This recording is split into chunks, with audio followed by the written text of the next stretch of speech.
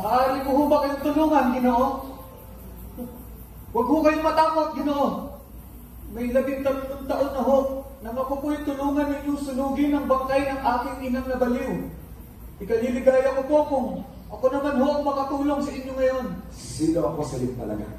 Isa pong taong dakila. Isa pong taong ang alam po ng lahat ay patay na. Basilio. Ngayon bagit mo ang isang lihim na maaaring kasabigot kagpo ng aking mga ngayon. Maaari kitang patayin ngayon din. Ang iyong buhay ay walang halaga sa kalakhan ng aking pinapala. Sabalit kaya hinahayaan mabuhay. Totoo. Ako si Crisostomo Ibarra, ang taong iyong nakitang sumunod sa labi ni Elias at Narcisa.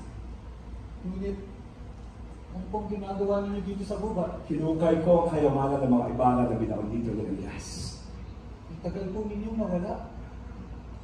Ako'y naglagalaga. Ako'y naging makaipon ng maraming salapi at ngayon nagbalik ko upang buwagin ang isang pamahalaan. Nagpanggap ako sa Simon upang sa mamagitan ng aking salapi mapabilis ko ang pamumulog ng pamahalaan. Pinasisig ako ng kalupitan upang masanay ang bayan sa kanila ng kamatayan. Hinahadlangan ko ang anak, handa kong pulubi na ang bayan mawawala ang takot nito sa kamatayan.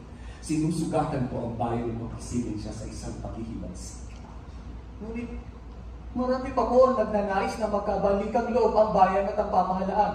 Tulad na lang po namin, nagnanais kong magkaroon ng akademiya ng wikang Kastila. Kung kailan hayok na hayok sa kasitiman ng mga Kastila, sa kanya naman pinagsisigawan ng mga papuri sa kanila. Ang mga kabataan ay sadyang napangalan. Hinihingi ninyong makatulad sa mga Kastila ang inyong pag-uugat.